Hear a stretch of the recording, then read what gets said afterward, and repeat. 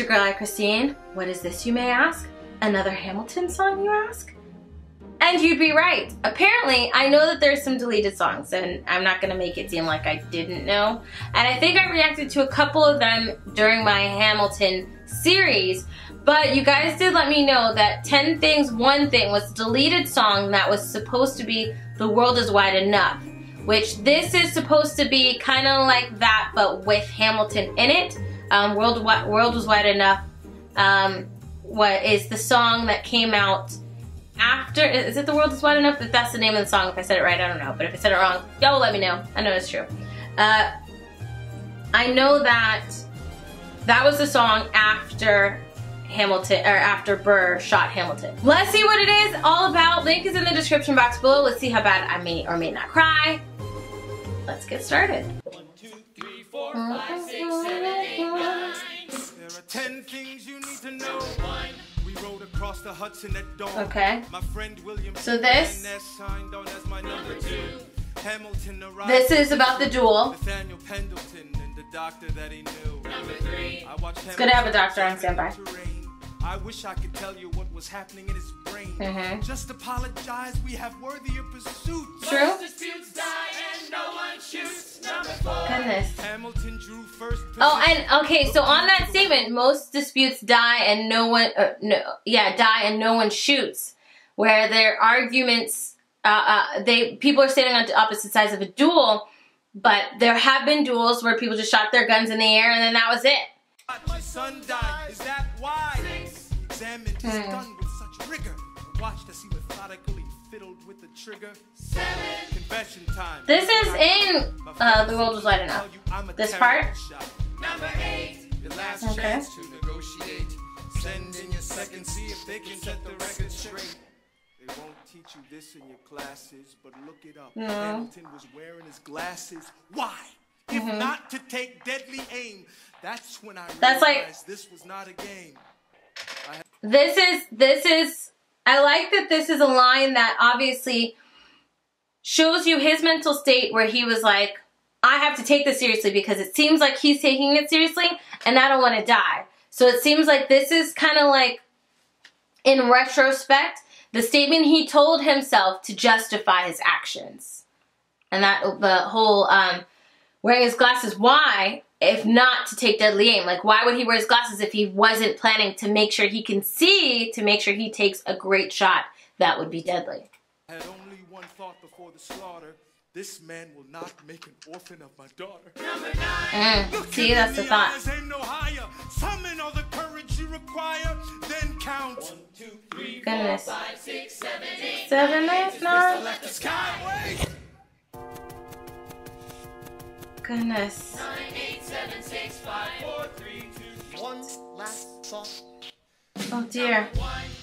Before we got in the boat to cross the Hudson, I stopped to write a note. Actually, Okay. I wrote 2.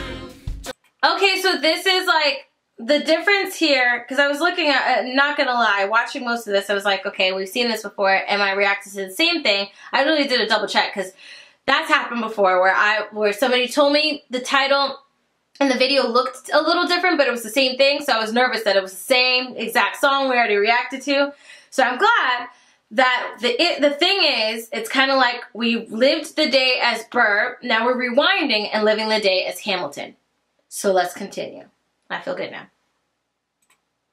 I wrote 2, just in case I didn't make it through.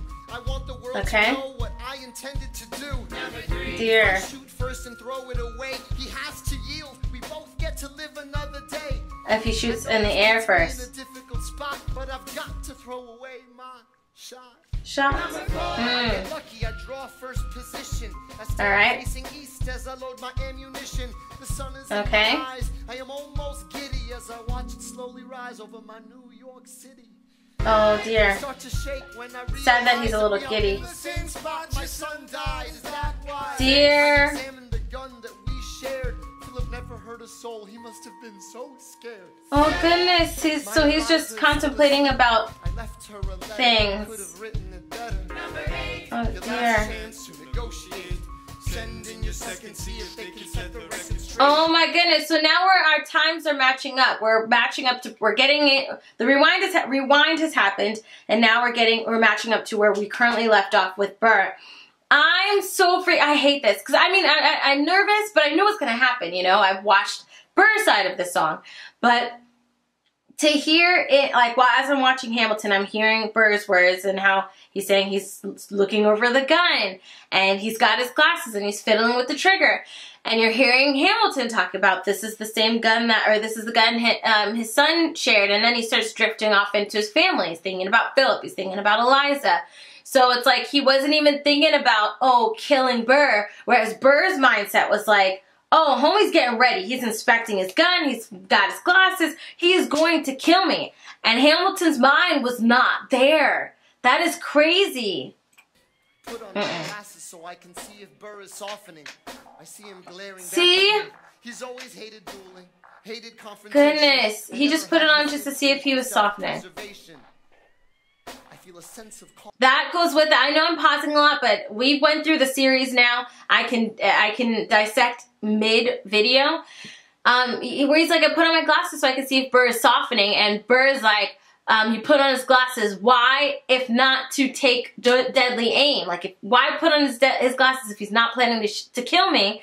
And we got our answer. He put on his glasses to see if Burr was softening. If he was like if his reservations have showed up. If you could see, he was a more pacifist person when it came to like dueling. He doesn't like confrontation, as we know, because hey, talk less, smile more. Never let them know what you're against or what you're for. He doesn't like confrontation. He doesn't like fighting. So seeing it, that he's putting on his glasses to see if that Burr is there, and Burr took it as, you trying to kill me. It's not in his interest to kill me. Goodness. Thought is of Eliza. Maybe I can get back home before she opens her eyes. They put us in cases. We count to 10. God, I can't wait to see her again. Dear. 1, 2, 3, 4, 5, 5, 6, 6, 7, 8, 9. Pistol at the sky.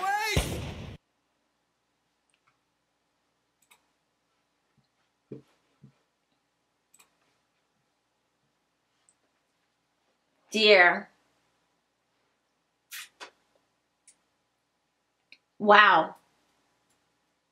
I loved this because it showed you the other side, you know? Because in that song you see, the one we saw in World Was Wide Enough, you see where they had the counts and it was all Burr's side, you know? This is what how Burr took it in. This is how he received the information out of what he saw. And I love that we got a chance to see what was going through Hamilton's mind in the show. And I'm talking reflectively to the show. Obviously, we don't know exactly what was in the actual historical historical person, Alexander Hamilton, but the character that we have in the Broadway show, we see that his mindset was very misunderstood by Burr. And it's hard to tell whether Burr misinterpreted just because of the character of who he was as a person, or he was just frightened. And that's where I'm at. I feel like Burr was frightened about the situation. And I think that is why Burr does what Burr does throughout the whole entire play. Burr does what he does because he's frightened. To him, being a part of the big things is important. And anything that threatens that thought is frightening. That is why talk less, smile more. Never let them know what you're against or what you're for. Because then you won't really upset too many people, and not really upsetting too many people could possibly not upset your goals and your mindset to be a part of the big things in the room where it happens, you know? And in this situation, Alexander, who seemed to be a lot more fearless, I think frightened Burr even more because he threatens Burr's stance, and he has threatened Burr's stance, not like directly, but because of Hamilton, where he's gone to, he got to the room where he was George Washington's right-hand man, and Burr, who'd been trying to play this game for a while, was kind of cast aside, you know, kind of like yesterday's sandwich. Bye-bye. Actually, depending on the sandwich, you can eat it the next day. We'll say 2 days ago. Because after 2 days, you should not eat that sandwich. But, you know, it's crazy. I think the reason he interpreted it was because he's afraid. Because some people, when they're afraid, they feel threatened. And when they feel threatened and they're afraid, they're defensive. And everything you say, even if you say cats are the cutest, most adorablest animals or pets in the world, they take it as attack. Like what do you mean, cats are you trying to, you know, it's those types of people that are so afraid. Or not just those types, anybody. When you get afraid, you get defensive. And I think that's what happened here. I think that Burr was afraid and frightened and threatened by Alexander, and he interpreted what Alexander was doing incorrectly because of that. It's crazy. That's crazy. I love that I got to share these thoughts with you guys and talk with you guys about it. I think that's bugging. I think I missed it. But let me know your thoughts down below in the comment section. Do you agree with my intake on it? Do you have a different perspective? Let me know. If you like the video, check out the link in the description box below. If you like this video, hit the like button. Don't forget to follow me on Instagram for holidays and subscribe for more awesome content. Love you guys as always, and until next time, please.